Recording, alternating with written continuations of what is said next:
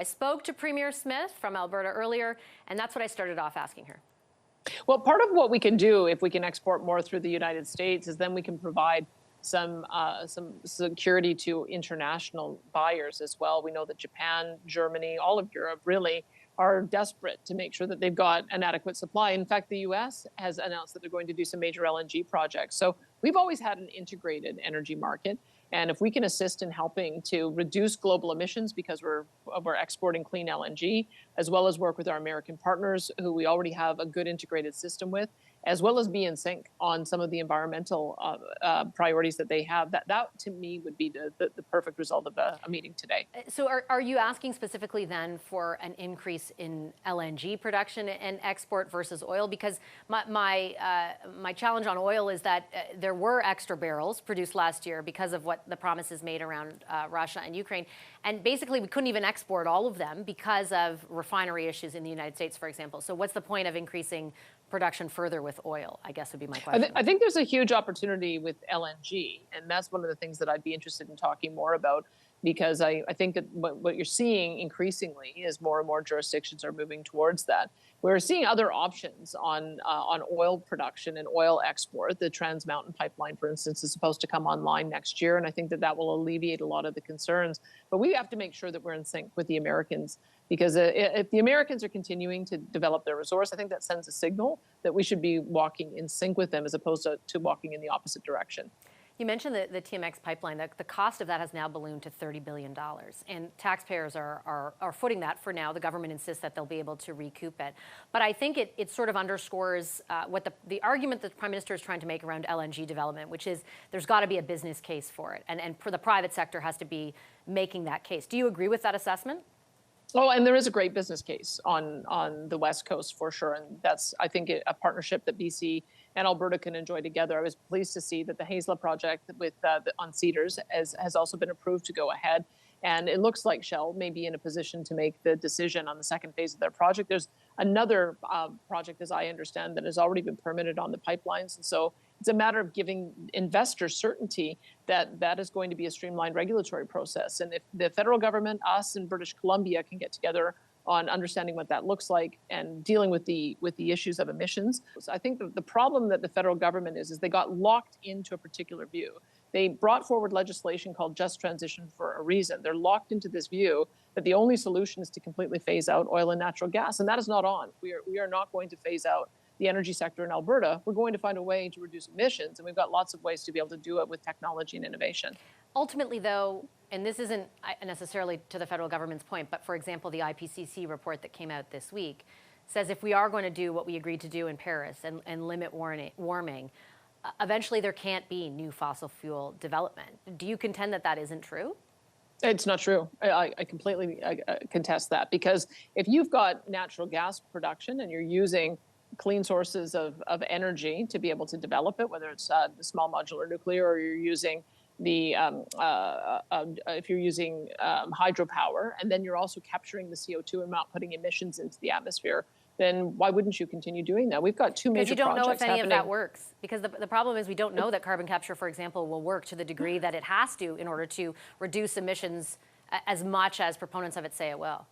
Well, we're world leaders on carbon capture, and we do have successful projects in both Saskatchewan and in Alberta. It's just a matter of doing more investment and creating the incentives for that to work. In our budget, in fact, we did expand one of our tax credits to include carbon capture, utilization, and storage. Dow Chemical is doing the first net zero petrochemical plant. We've got Air Products that is doing the first net zero hydrogen plant. So we've got Pathways Project, which is a major oil sands producers, talking about how they're going to be net zero by 2050. So I would say that we're seeing incredible innovation and buy-in on the part of the energy sector. But ultimately, a lot of the technology that you point to is unproven to the scale that the industry is saying it's going to work. And even the goals that the industry now articulates, for example, net zero by 2050, the IPCC this week pointed out are not aggressive enough. It's just not fast enough to achieve the goals set out in the Paris Accord to limit warming to 1.5 degrees Celsius. If that is the case, then, I mean, do you see the point that they're making that basically a lot of the stuff you're talking about could help, could work, but we don't know for sure it would, and it's not even aggressive enough in itself? I'm an optimist, and I believe that every problem has a solution. When we were worried about acid rain, the industry found a way to bring in scrubbers, so we reduced sulfur dioxide. When we were worried about chlorofluorocarbons depleting the ozone, we found a solution to be able to replace aerosols. I know that part of what industry and governments who are proponents of the sector, the point that they make a lot of the time is that this is a more ethical product, right? That there's more oversight in this country, that there's a lot more rules and regulations than you'll find in other states that supply energy to the world. And it's in that vein that I want to ask you about the Kearl project and Imperial Oil. The seeping there started in May. When did you, as Premier, learn about it? I learned about, there's two incidents. There was a seeping that took place starting back in May that they alerted the communities to, and were monitoring to see if there was going to be continued problems. They'd already started the reconstruction to be able to address the seeping. And then there was another incident that occurred on February the 6th. I think it was a human error, which was much more substantial. It was 5.3 million liters of industrial water. And that's when I heard about it and asked for a briefing so I could find out what occurred. They've already cleaned that portion of the spill up, and they're almost at the final stages of addressing the issues of the seepage. The regulator, however, from my understanding, knew in May about the original seepage. You're right to point out that there's two separate events. Yeah. Is it not problematic that the province was not, that the government was not informed, that the federal government was not informed, that the communities, more specifically, and the people potentially affected through the water that they fish in, were not informed until the larger event in February? I think there's been a lot of misinformation, and I think the nature of your question shows the misinformation. None of the seepage made it to any drinking water, any tributaries. No drinking water was ever at risk. There's been no impact on wildlife. There's been no impact on fish habitat. In fact, I just got a note from my Deputy Minister of Environment yesterday. All of our testing has been done.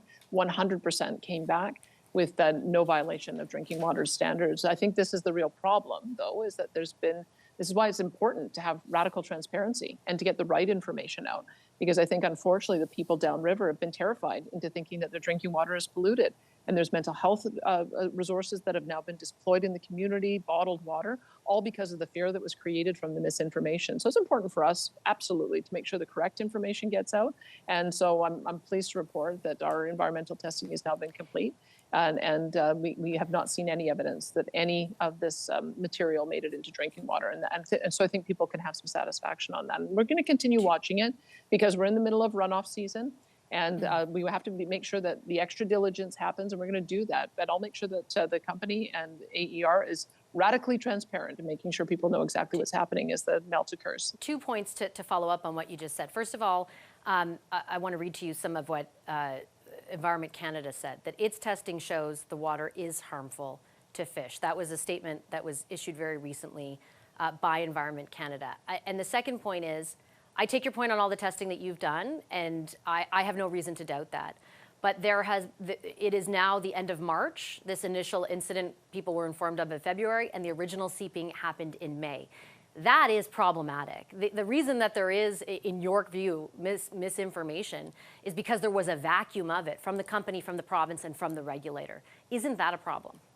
Well, let me go back to the first point that you raised, because Stephen Guilbeault actually put a false tweet out and had to take it down because he implied that water had made it into the fish habitat and had made it into drinking water, and that's just not the case. The water absolutely does have a higher level than is required, than is expected for or acceptable for drinking water standards. That's why it is so important that it not be allowed to get into drinking water, and it didn't. So they were right to test it. We tested it too. Yes, it was higher level, but the main thing is it didn't get into the drinking water. And that I think is important, because I think that's the information that people have been acting on. And that's why we have to make sure that information gets out to the public. The issue around communication, I take that to heart. And I'm already talking with the Alberta Energy Regulator about how, when incidents occur, energy companies would be required to be more robust in getting information out to the community and be more consistent in getting information out and be more reassuring in giving information out. That's just being good neighbors. But I'm satisfied in looking at what my Deputy Minister of Environment has told me with our testing, that drinking water is not at risk. Are you going to change the requirements for companies? Are you going to change kind of I don't know if it's a law or what it is with the regulator to make it have more teeth? Because I think the criticism that's been levied at this is basically this looks like the regulator doesn't have teeth. And if you're selling a product as more regulated than anywhere else in the world, that's hard to do when it takes 9 months to tell people that they are potentially affected, or to your point, their water isn't affected. One of the things that has come out of this is that we're establishing a working group with the federal government, because we have 3 companies that have large tailings ponds, and we have a policy in Alberta of treat and release. But for 20 years, they haven't been able to get permission from the federal government to release. So the tailing ponds keep on piling up. And we're going to continue to have problems managing tailings until we can find a way to dispose of that water safely. So we now have a working group, and I've heard Energy Minister Jonathan Wilkinson make an observation that we've got to figure this solution out, because I think all of us would like to ultimately see a way to completely remediate the water so that it can be safely disposed of, so that we can eliminate tailing ponds altogether. And that will require federal and provincial cooperation. So I'm very pleased that that is at least what's come out of it, because we both need to do better to make sure that we can start seeing some of this water get cleared out for good. Just really quickly, because I know that you're out of time, that doesn't answer the question about whether the regulator needs more teeth and whether you're going to provide them. It's not a matter of more teeth. I think the regulator did the right thing. I think what we have is a company is required under our law to communicate to the communities. They communicated once in May, and then they communicated again in February, and that wasn't enough. They have acknowledged in their own communications that they could have done better, should have been more consistent, should have done more. But what's to deter them from doing the same thing again? Oh, no, and that's what I'm having the conversation with the regulator about. Since it is the requirement of the company to be transparent about what occurs, we have to make sure that they submit a communications plan so that we can ensure that they're communicating appropriately and robustly. And we'll absolutely be doing that. It's a good lesson for everybody out of this, that more communication is better. Okay, Premier, I'm going to leave it there. Thank you very much for your time this evening. You bet. My pleasure.